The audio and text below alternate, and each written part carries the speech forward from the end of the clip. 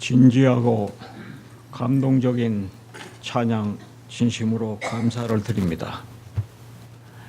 실로 찬양대원 그리고 지휘자, 반주자 항상 감사하죠.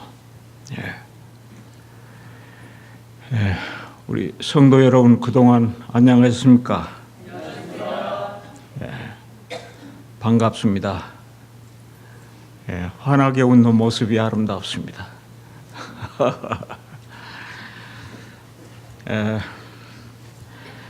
제가 안식일마다 설교를 하면서 넉 달 동안 이웃교회를 다녀왔습니다. 산호세 실리콘밸리 교회, 참으로 충성스럽고 사랑스럽고 성실하게 사는 성도들이었습니다. 형편상 목사님께서 곧 오시지를 못해서 기간이 좀 늦어졌습니다.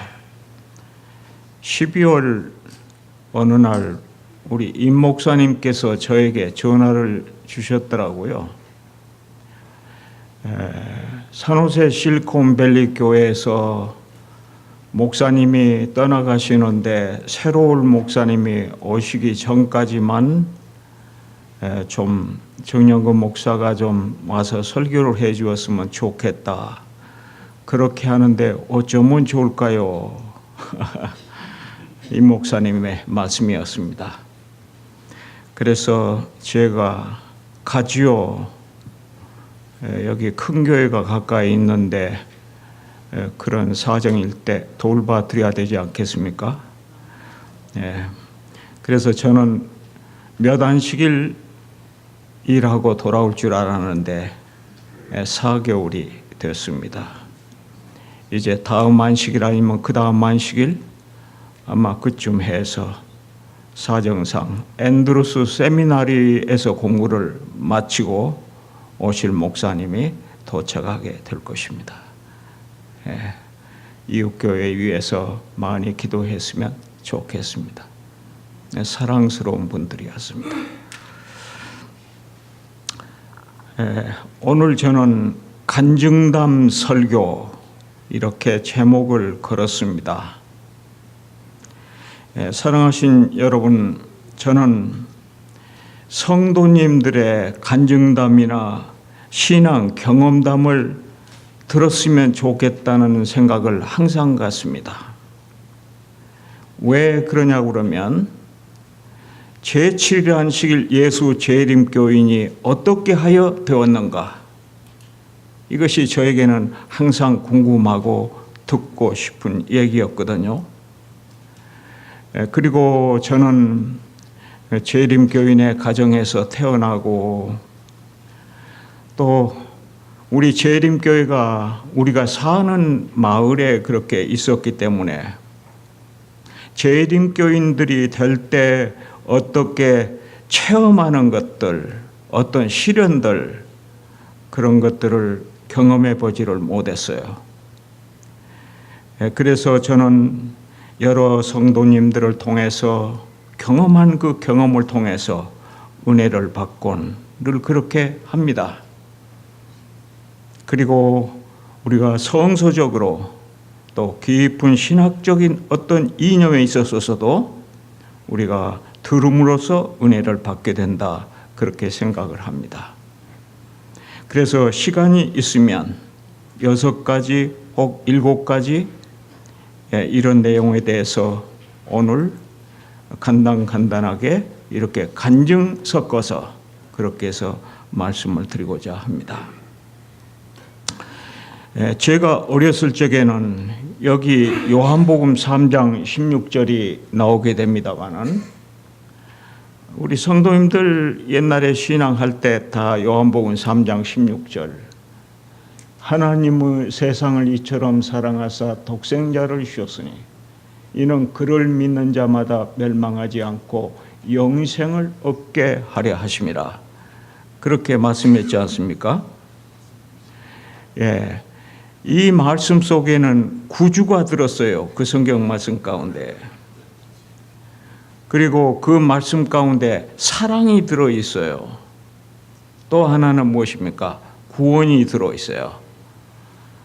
그런데 어렸을 적부터 신앙하면서 자라날 때 저는 이 말씀 가운데서 다른 특이한 부분에서 저에게 호소력 있는 말씀이 되었어요. 그것이 무엇이냐 하면 저를 믿는 자마다라는 말입니다. 왜 제가 그 말씀에 그렇게 집착했는지는 저도 잘 몰라요. 성령께서 역사하셨으리라 믿습니다. 저를 믿는 자마다. 그 말씀이 너무너무 좋아요. 그리고 오늘날 제가 성경을 꽤 많이 연구한다고 해보았지만, 그러나 그 말씀이 언제나 상위에 있습니다.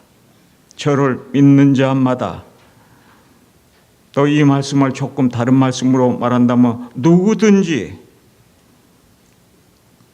그리고 이 말씀을 조금 달리 말한다고 할 것 같으면 나도, 나 같은 사람도 하는 함축된 이 깊은 뜻, 그래서 사랑이고, 그래서 구주고, 그래서 영생을 주시는 주님.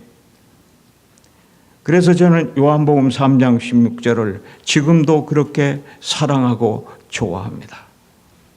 아마 성도님들 그렇겠죠? 예. 그런데 두 번째로 가서 제 신앙에 막대한 영향을 미쳐주셨던 분은 저희 어머님의 신앙이에요. 그래서 간증이고 하기 때문에 저희 어머님 얘기를 조금 드리겠습니다. 사실 제가 어렸을 적에 저희 아버님이 저를 매를 때리려고 했죠. 홍곱에 놀라가지고 도망하려고 하니까 도망할 곳이 없어요. 그런데 어머니가 옆에 서 계시잖아요. 그래서 어머니에게로 달려가서 앞뒤로 숨었죠. 그렇게 하니까 치맛자락을 펴서 저를 이렇게 감싸고, 아버지가 이쪽으로 오면 이렇게 저렇게 해서 저를 보호하셨어요. 저희 아버님 좋으신 분입니다. 그래 놓고 저 몇 발자국 저만큼 가서 이렇게 환하게 웃으시면서 나보고 이렇게 했어요. 그런데 그렇게 크게 놀랐어요. 그런데 그 얘기가 가치가 있는 것이냐? 예. 저에게는 굉장히 가치가 있는 얘기가 되는 것은, 저희 어머님이 그때 제가 가슴 아주 놀란 것을 보시고 이렇게 말씀하셨어요. 예수님은 피란처시다 그랬어요.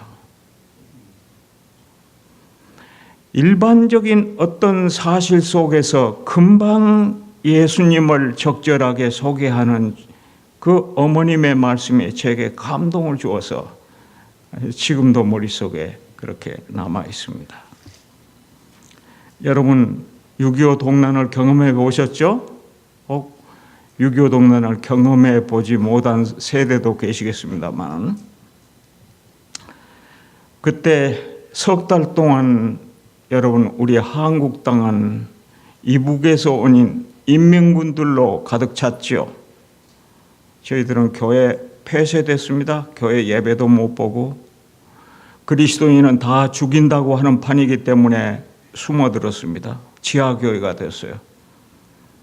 저희 어머니께서 그 석 달 동안 날마다 성경을 땅에다 묻고, 식구가 많으니까 성경과 참미가 더 많지요.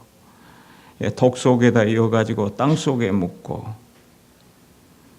그래서 저녁에 꺼내서 성경 찬미 부르고 예배하고, 새벽이 되면 다시 가서 묻어서 거기에 수풀처럼 해놓으시고, 그런데 그 일을 날마다 하셨어요.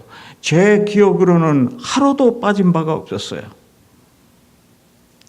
그런데 어린 마음이지만 제 마음 가운데 만약 이것을 묻는 시간에 인민군이 와서 보았다면 어떻게 될까? 그렇잖아요? 중학생 때니까 철이 좀 있죠. 그래서 어머님 보고 그랬어요. 어머니 언제까지 이렇게 할 거야? 저는 정말로 답답해서 하는 얘기였습니다. 그때 제 어머님이 한 말씀이 있습니다. 나는 모른다. 그렇지만 이렇게 해서 성경을 읽는 것이다.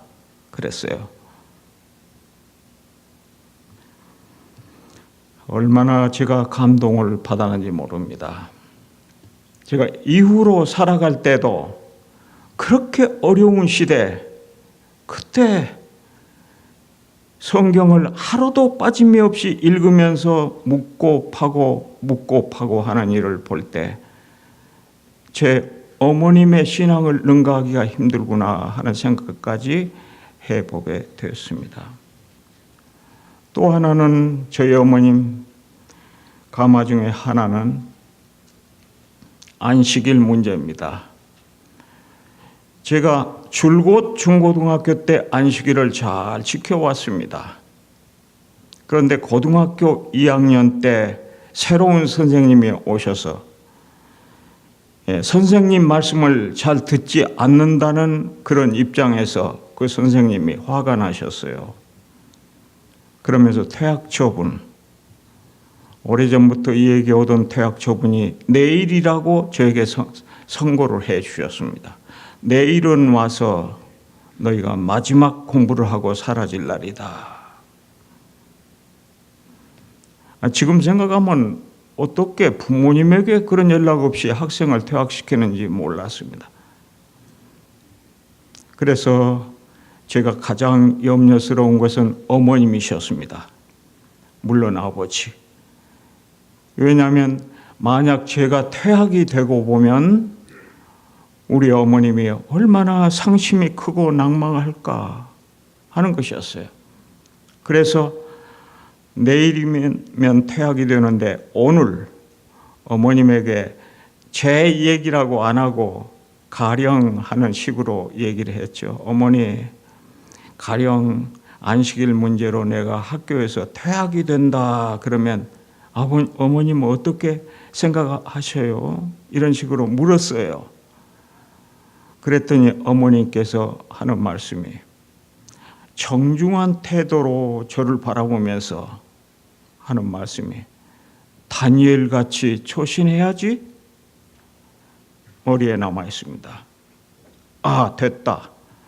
내가 퇴학이 될지라도 우리 어머님이 지나치게 실망하지는 않겠구나. 그래서 그 뒷날 저는 퇴학 처분을 기다리는 직원회를 2시간 동안 기다리다가 마지막에 선생님이 걸어 나오시면서 지금 기다리고 있다가 썩 꺼지라고 하는 그런 저에게 담임 선생님이 오셨습니다. 그러면서 퇴학이 되지 않았다고 그랬어요. 그래서 제가 뭐라고 해야겠습니까? 아니, 이럴 정도였죠.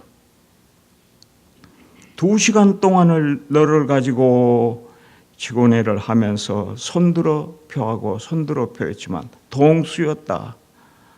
그때 교장 선생님이 한 표를 너에게 던져서 퇴학이 되지 않았다 그랬어요. 사랑하신 여러분, 퇴학이 당하면 다른 학교로 전학도 못합니다. 망하는 것입니다. 그때 퇴학이 되지 않았다는 그 말씀은 얼마나 감격스러운 것인지 사실 경험해 보지 않으면 잘은 모릅니다. 그렇습니다. 그때 저희 어머님의 그 결단, 다니엘과 같은 그런 길을 가야 한다고 말씀한 말씀에 감동을 받았습니다. 제가 오늘 간증에 관계된 내용을 이렇게 스쳐가면서 그 다음에 조금 더 깊이 들어가고자 합니다. 3번째입니다. 제 신앙에 있어서 한 문제가 있었어요. 예수님의 영생 문제, 구주이신 문제 다 제가 수용하고 있었습니다. 철부지 때 단순하게 믿는 것이 오히려 진짜 아니겠습니까? 그저 단순하게 믿었으니까요. 그런데 제가 이기기 힘든 것은 꼭 하나 있었어요. 그것은 죽음 문제, 사별이었습니다. 그래, 어떤 때는 내가 중학생인 내가 고등학생인 내가 왜 다른 사람처럼 죽음 문제에 대해서 너그럽다 할까요? 그렇게 생각지 못하고 마음속에 고민을 이렇게 하는가 하는 생각이 들 때가 너무너무 많았어요. 죽음 문제, 사별하는 거. 저희 어머님이 53세 별세했으니까 젊은 나이에 가신 그 어머님 신앙 생각할 때 슬픔이 말할 것도 없었다는 것도 원인 중에 하나입니다. 그렇지만 그보다 더 높게 죽음에 관한 문제, 그래서 제가 목회를 하는 동안에 교회 담임을 하면서 다 좋지만은 두 가지가 싫었어요. 하나는 정든 믿음의 식구를 사별하는 것. 이건 저에게 말할 수 없는 고통이 커요. 그리고 또 한 가지는 어떤 교회를 담임했을 때 이제 얼마 동안 있다가 떠나야 되잖아요, 다시. 그때 교회 성도들을 뒤로 하고 떠나는 것이 참 어려웠어요. 4개월이지만은 저 교회를 떠나올 때 매우 슬퍼요. 그렇죠? 여러분도 그렇죠? 예. 그런데 여러분, 지금 제가 생각을 할 때 이 죽음 문제, 다시 말하자면 처참한 문제, 잔인한 문제 가장 그렇죠? 정든 사람이 교제를 끊고 땅속으로 들어가는 모습, 그렇죠? 혹 어떤 이들은 그걸 너무 단순하다고 할지도 모를 문제. 그러나 그러한 정도로 제 마음 가운데 해결이 안 됐어요. 그렇지만 성경을 연구해 올 때 부활의 소망 때문에 그것이 큰 주축과 힘이 되어준 것이 사실이에요. 그런데 이 죽음 문제에 대해서 영향을 저에게 크게 미친 분이 한 분이 계십니다. 그것은 다른 분 아니고 닥터 혼, H-O-R-N, 혼, 닥터 혼. 여러분, 그분이 시카고 고고학 교수였죠. 시카고 대학에. 그때는 예수님 안 믿을 때요. 그런데 그분이 이런 생각이 발상했어요. 내가 고고학자니까 예수가 부활하지 않았다는 것만 증명해내면 기독교는 멸절된다. 이렇게 생각을 하고 저 유대 나라의 발굴 작업, 고고학적 발굴 작업을 시작을 했어요. 그런데 가만히 하다 보니까 내가 이 목적을 달성하려면 그래도 성경을 좀 알아야 하겠다 생각했죠. 그래서 교회를 가끔 나가거나 성경을 대면해서 연구하고 또 어떤 때는 깊이 심취하고 그렇게 했어요.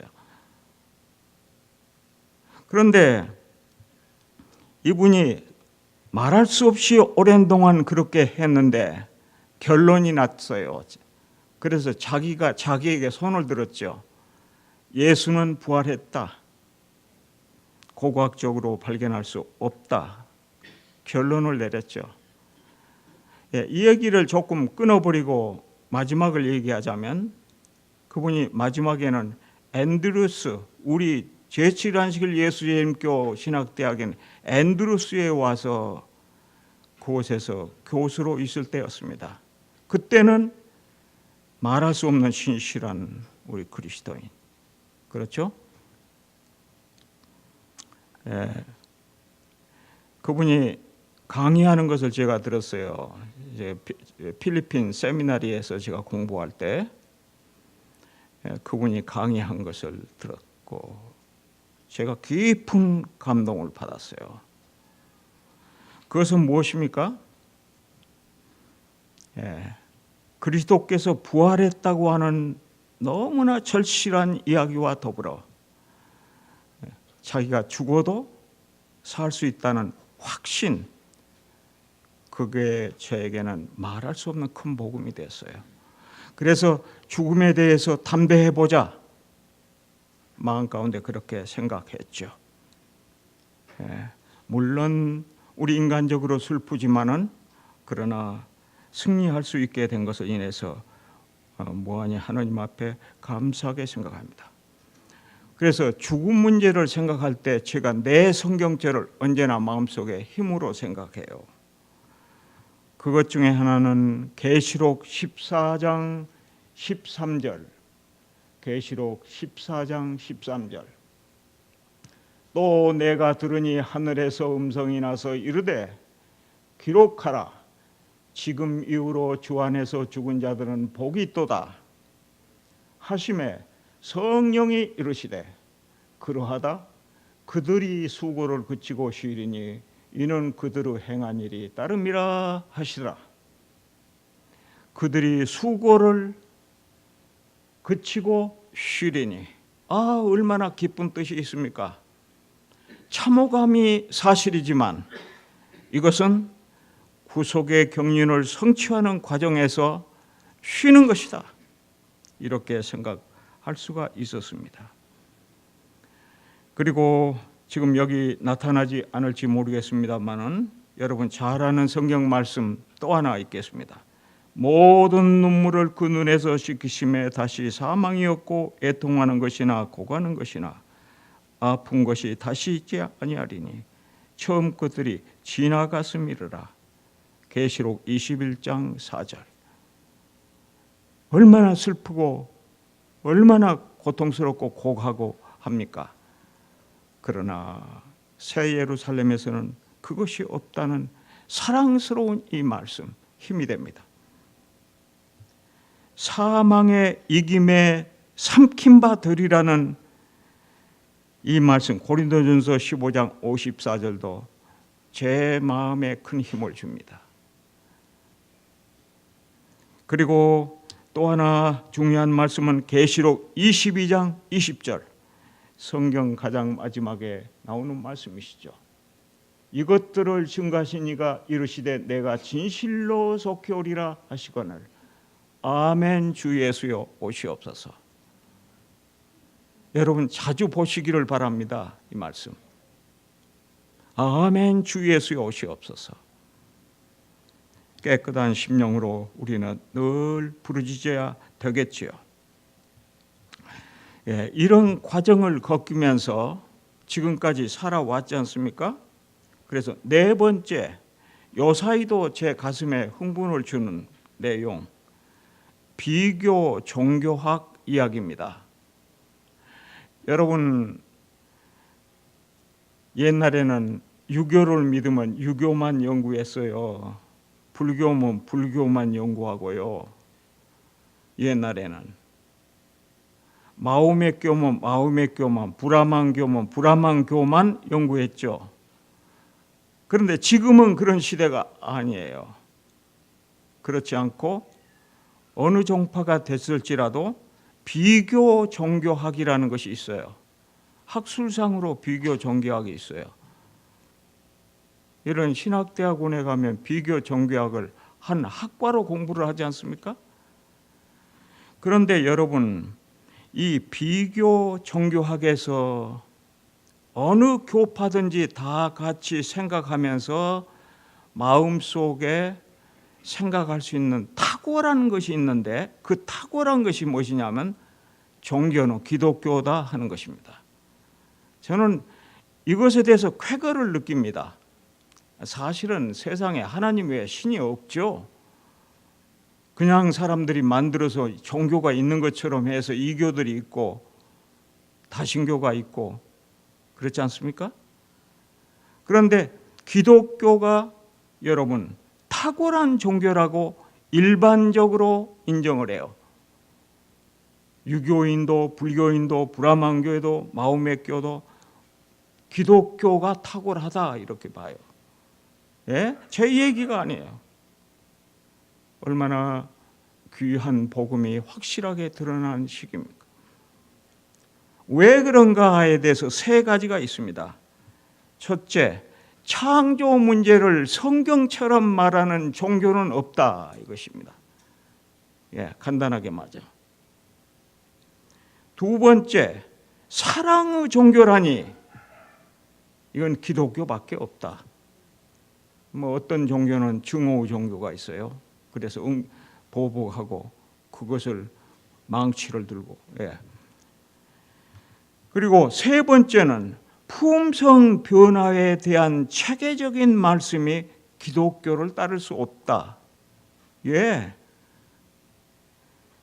이게 우리가 지금 이 자리에 앉아서 믿고 있는 예수 그리스도의 종교입니다. 창조, 사랑, 품성 변화에 관한 체계적인 진리는 기독교에 있다고 유교도 불교도 비교 종교학을 하면서 시인하는 그런 세상이 오늘날입니다. 그런데 여러분, 이 비교 종교학 이것이 조금 약점이 있는 것들이 있습니다. 그것은 무엇이냐면요, 다원주의라고 하잖아요. 다원주의. 만인 구원설.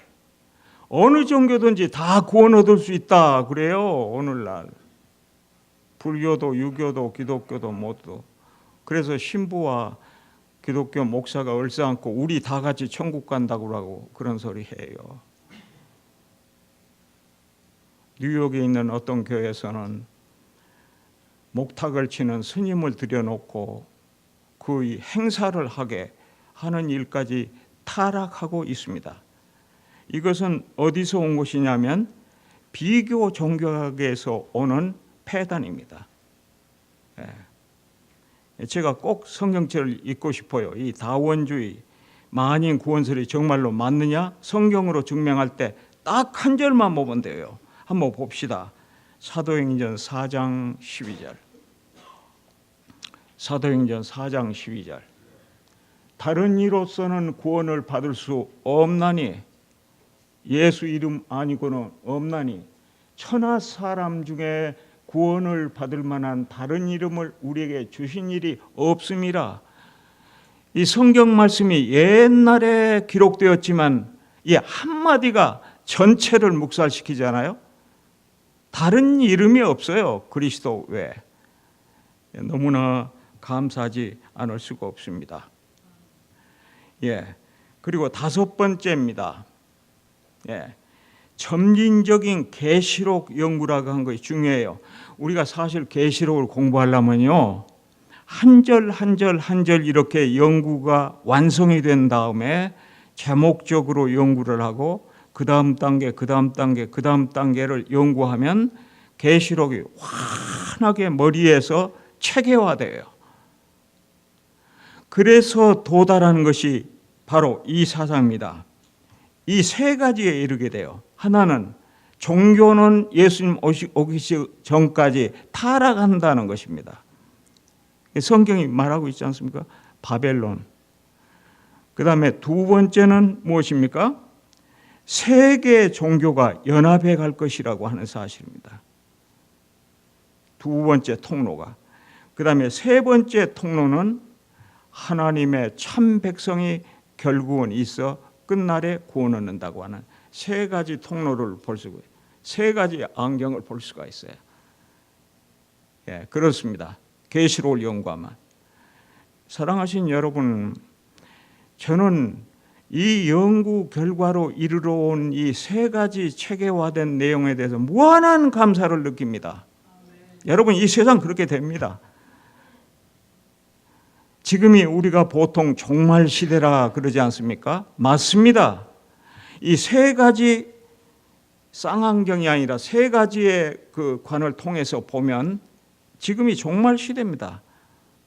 지금 우리가 살고 있는 이 시대 다음에 다음 세대의 어떤 예언의 기간이 따로 없습니다. 여러분 분명히 이해하시기 바랍니다. 세상이 오래 갈 것 같이 이렇게 보이지만 그러나 사랑하신 여러분, 지금 종말의 시대입니다. 우리 앞에 놓인 것은 두 가지뿐입니다. 하나는 일요일 효명 다음에 있는 7재앙, 그것 외에는 없습니다. 7재앙 끝이 예수 재림입니다. 사랑하신 여러분, 일요일 효명이 있을 때 그 어느 쯤에서, 일요일 효명은 긴 기간이 아닐 것이에요. 어느 쯤에서 하늘에서 구원 얻을 자와 구원 얻지 못할 자가 하늘에서 선고됩니다. 그렇게 되면 일요일 효명을 경험하고 있지만은 이 세상에서 우리는 그때를 알지 못하고 있죠. 그러나 그때로부터 성령의 역사가 끝나고 회개도 끝나고 전도운동도 끝나요. 그러면서 7재앙을 맞게 되죠. 7가지 재앙은 온 세계에 고루고루 내린다는 꼭 그런 말은 아닙니다. 순서적이긴 하지만은 그 영향 따라서 달라요. 그러나 6번째 재앙이 아마겟돈 전쟁, 마지막 사단이 하나님을 대항해서 싸우는 싸움이 나오죠. 그것이 끝날 때 7번째 재앙, 천지 개벽하는 일이 일어나고 그때 예수께서 구름 타고 재림하시게 되죠. 실로 오늘날 예수 그리스도의 재강림을 기다리는 하나님의 성도라고 할 것 같으면 우리 세 가지 통로를 통해서 보이는 방금 이 단계의 단순한 이 결과를 염두에 두지 않는다면 어찌 재림교인이라 우리 스스로 말할 수가 있어지겠습니까? 그렇죠.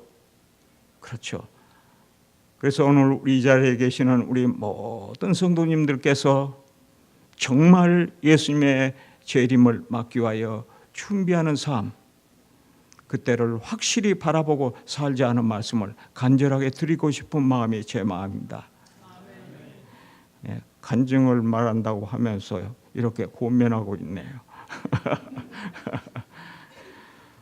예, 그 다음에요, 여러분, 시간이 없으므로 성경절을 조금 생략하고 가도 이해하시기 바랍니다. 그 다음에 6번째 제가 이 얘기를 들었습니다. 제가 흠모하는 사람이 한 사람이 있어요. 뭐 여러 사람이 있지만은 역사 가운데 특별히 여러분, 이 6번째는 기독교사를 동양 기독교사, 서양 기독교사 이렇게 나누어 연구할 수가 있습니다. 그래서 가령 동양 기독교사 그럴 것 같으면 동양에서 어떻게 기독교가 시작했는지 알 수가 있어요. 그런데 그 얘기를 조금 하고자 합니다. 인도로 처음으로 세계 선교사로서 처음으로 간 사람이 윌리엄 캐리입니다. 1793년 그 인도의 칼카타에 도착한 분이니까 오래전 아닙니까? 아주 어두운 시기. 그리고 세계에서 그렇게 미개하기 그지없던 인도로 갑니다. 그런데 윌리엄 캐리는 교육을 받지 않은 분이에요. 그런 분이 선교사로 갔다는 것은 놀랍죠? 그러니까 거기에 도착해서 서람폴이라는 곳에 선교본부를 두고서 전도운동을 막 벌리는데 인도 사람들이 자꾸 조롱을 해요. 인도 사람들이라고 하는 조롱하는 사람들은 거기에 지식층들이 조롱을 해요. 뭐라고요? 여기 저 미국에 살면서 당신은 구두 만드는 직업을 한 사람 아니요? 구두 제조업자 아니요? 비웃는 얘기입니다. 그러면서 무슨 선교사 일을 하겠다고 하요? 그 말이에요. 그러니까 윌리엄 캐리가 뭐라고 대답했죠? 아니요. 구두 제조업자가 아닙니다. 저는 구두 수성공이었습니다. 제조가 더 높습니까? 수성공이 더 높습니까? 수성공입니다. 그때 인도 사람들이 그 인격의 감명을 받았다고 하죠. 그런 분이에요. 윌리엄 캐리. 윌리엄 캐리의 독특한 것은 무엇이냐면 교육을 전혀 받지 않았는데 교육을 많이 받은 사람보다도 많은 것을 아는 분입니다. 예를 들면요, 여러분, 히브리어, 헬라어를 능통하게 하신 분입니다. 여러분, 헬라어 공부하려면 얼마나 어려워요. 팔품사가 다 꼬리 변화를 하고 현재, 과거, 미래 하면 현재에서도 세분화되고 그래서 헬자가기가 그렇게 어렵잖아요. 그런데 윌리엄 캐리는 히브리어, 헬라어에 능통했고 독일어, 불란서, 화란어를 학술적으로 잘하는 분이고 제가 아마 여기서 10번을 설명해도 믿어지지 않을 얘기. 그는 44개 방언으로 방언 성경을 번역을 한 분입니다. 그러면서 전도열에 강한 분입니다. 여러분, 그분의 모토를 제가 좀 읽어드릴게요. 한번 들어보시기 바랍니다. Accept gracing for God. Attempt gracing for God. 하나님으로부터 위대한 것을 기대하고 하나님을 위하여 위대한 것을 시도하라 이 말이에요. 이것이 평생의 표어였어요. 위대하다는 거, 그분이 말하는 위대함은 복음 전도입니다. 여러분, 그래서 저는 지금 만약 복음을 전하는 사람이 된다면 선교사가 되고 싶거든요.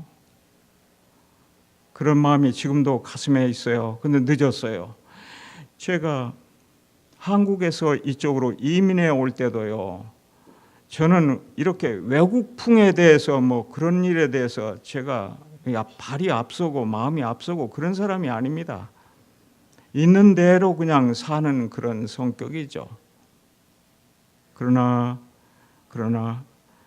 윌리엄 캐리와 같은 정신을 사모하게 될 때 이대로 살아서는 안 되겠어. 내가 정말로 선교사가 되고 싶어. 그런 생각이 많이 들어요. 그렇지만 그렇지 않습니까? 선교사가 될 욕망을 갖기보다는 나이가 많아져 가고 우리가 이 세상에 적응하며 살면서 최선을 다하여 하나님의 복음 기회를 전하는 도구가 될 수 있도록 해야 되겠죠. 그렇지 않습니까? 아멘입니다. 제가 여기 보는 말씀 가운데 참 훌륭한 말씀, 이 말씀 한번 읽어드리고 싶은 마음 간절합니다. 복음 사역자에 있는 말씀. 복음 사역자 이런 말씀이 있습니다. 오늘날 이 같은 위기에 있어서 교회가 필요로 하는 것은 바울과 같은 자로 하나님의 사물에 대한 깊은 체험을 가진 자와 그리고 진지함과 영성으로 충만한 군대이다. 성화된 사람, 자기 희생의 사람이 필요되나니 용감하고 진실한 사람, 그 마음 가운데 영광의 소망이 되시는 그리스도를 닮아가며 거룩한 불로 감동함을 받은 입술을 가지고 말씀을 전하는 인물이다. 거룩한 불로 감동함을 받은, 실로 우리가 그렇게 됐으면 좋겠습니다. 마지막 간증입니다. 7번째예요. 마지막 간증은 이렇습니다. 현재 당하고 있는 하나의 간증 얘기입니다.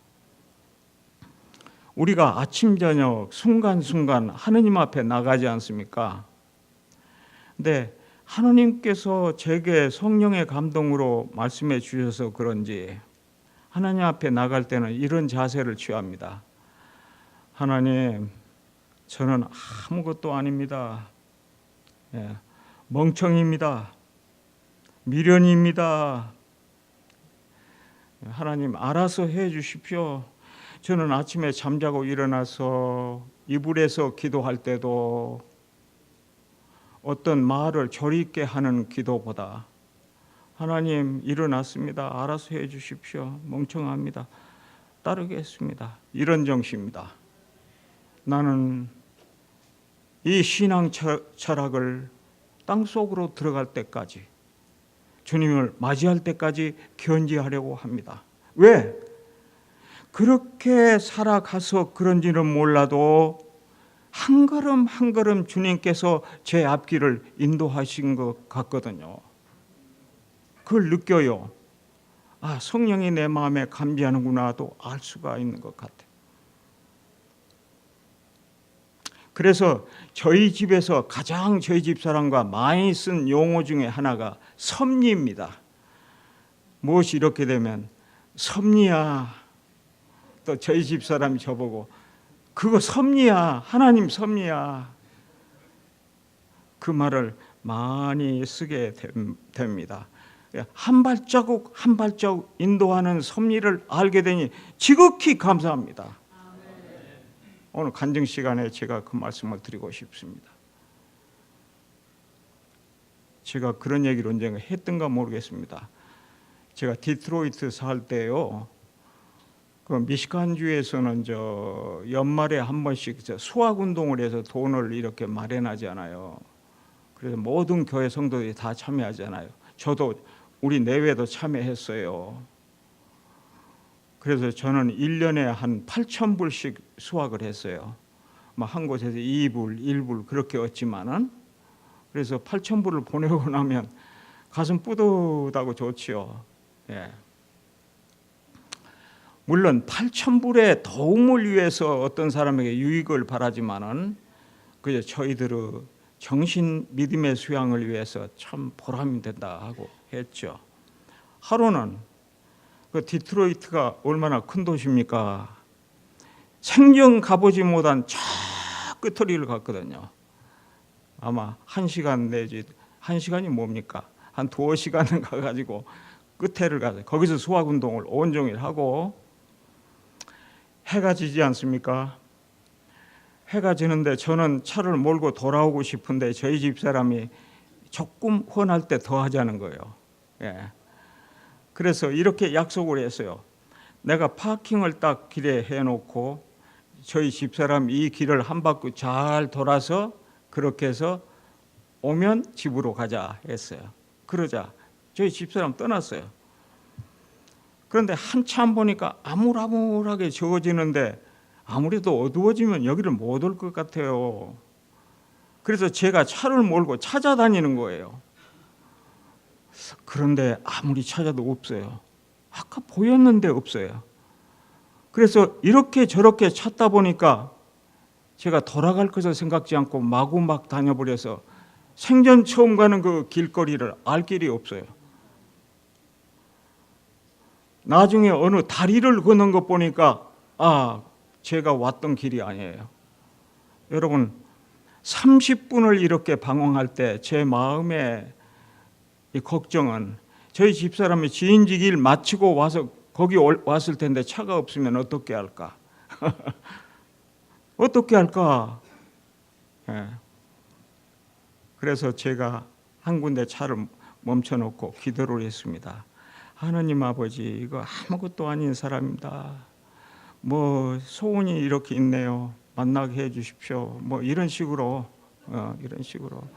어떻게 한 것이 주님의 뜻입니까? 어쩝니까? 하고 이 기도를 한참 하고 알아서 하십시오. 하나님. 그런 다음에 차를 몰고 한참 또 가고 싶은 데로 갑니다. 어떤 분이 그 나와 있더라고요. 여보시오, 이렇게 돈 뭐 하는 그런 분 만나보았습니까? 제가 그분을 찾고 있는데요. 그러니까 저기 정도 가보시오. 얼마나 복음인지. 저기 정도 가면 만날 수 있을 거라고요. 그래서 차를 몰고 갔습니다. 몰고 가서 아무리 봐도 없어요. 아무도 없어요. 상당히 어두워서 이제 사람도 별로 없어요. 그래서 어떻게 했습니까? 길거리에 차를 딱 파킹을 하고 그 다음에 제가 태도를 취한 것은 하나님, 더 이상은 모르겠습니다. 못 찾겠습니다. 하나님, 더 해주란 말도 안 하고 이렇게 하고 고개를 숙이고 있다가 고개를 들었어요. 그랬더니 이 사이로드로 어떤 사람이 어두운 데 걸어와요. 누군지는 모르지만 여기까지 오지만은 저는 무관심이었습니다. 그런데 문을 딱 열지 않아요? 그러면서 여보 갔다 왔어. 와, 한 40분이나 길게 잠깐 갔다 올 줄 알았는데 그렇게 시간이 걸렸어요. 그런데 제가 감격스러운 것은 그 만남도 중요하지만 더 중요한 것은 얼마 전에 파킹했던 약속했던 그 자리에 파킹이 되어 있다는 사실입니다. 사랑하신 여러분, 그 차가 파킹이 되어 있는데 더도 덜도 아닌 그 자리예요. 바로. 왜? 나무 서 있는 것을 보니까. 이건 정말로 제가 오늘 죽어도 잊어버릴 수 없는 얘기입니다. 그 넓은 세상을 방황하다가 돌아와서 거기에 무작정 파킹을 했는데 저희 집사람이 찾아와서 만날 수 있는 바로 그 자리였어요. 그렇지 않습니까? 어느 누가 저를 죽인다 해도 저는 예수 믿겠다고 해야 하지 않겠습니까? 왜? 감동이니까. 확신이니까. 우리 주 예수 그리스도의 재강림도 분명히 그렇게 이루어질 것을 믿습니다, 여러분. 그쪽을 바라봅시다. 그렇습니다. 사랑하신 여러분, 제가 시간을 마치면서 제가 김남조 시를 좋아합니다. 김남조 씨가 쓴 시, 특별히 두세 개를 좋아해요. 그런데 이 시를 좋아합니다. 제가 좀 한번 읽을 때 우리 같이 감동을 받으십시다. 왜냐하면 이 시가 신앙시니까요. 여기에 이런 시가 있습니다. 밤기도라고 하는 제목인데요. 하루가 짜여진 일들 차례로 악수에 보내고 밤 이슥히 먼 데서 돌아오는 내 영혼과 나만의 기도 시간. 주님, 단지 이 한마디에 천지도 아득한 눈물. 날마다의 끝 순서에 이 눈물에 예비하옵나니 남은 세월 모든 날도 나는 이렇게만 살아지이다. 깊은 밤 끝 순서에 눈물 한 주름을 주님께 바치며 살아지이다. 얼마나 감동적인지. 남은 세월 모든 날도 나는 이렇게만 살아지이다. 눈물로. 이 눈물이 사랑의 눈물, 회개의 눈물, 감사의 눈물 이런 거 아니겠습니까? 우리 마운틴 빛교 성도님들에게 호소하고 싶은 바는 믿음, 순결, 단순성으로 살아가다가 그리고 원망하지 않고 감격하며 감사한 마음으로 유의하게 살다가 오실 주님을 맞이했으면 좋겠습니다. 여러분, 각 시대의 대쟁투 학원 어느 부분에 보면 무슨 말씀이 있냐 하면 아담이 범죄한 후에 구속 사역을 가동시켰다, 그런 표현이 나와요. 아주 정말로 특이한 말이에요. 우리가 차를 운전할 때 가동을 시키는 것처럼 아담에아가 범죄했을 때 즉시 구속 사역을 가동시켰어요. 지금 부릉부릉 가동하고 있습니다. 그런데 여러분 기억하십니까? 그 각 시대의 대쟁투 제일 마지막 끝에 가장 마지막에 무슨 말인지 기억하십니까? 하나님은 사랑이시라 그랬어요. 대쟁투 책의 종결말이 하나님은 사랑이시라 그렇습니다. 제가 오늘 간증의 말씀을 드리면서 이것저것을 말씀드렸습니다만 우리가 주님의 사랑 안에 있는 이야기들입니다. 사랑 안에 있는 눈물이요, 고생이요, 수고에, 그리고 고통의 여러 가지 일들입니다. 그러나 사랑 때문에 우리는 승리하게 되고 주님을 뵙게 될 것입니다. 오늘 거룩한 안식일 우리의 몸과 마음을 하나님께 드리며 예배요, 그리고 한 주일도 복된 날을 보내게 되시기를 주님의 이름으로 간절히 기원합니다. 아멘.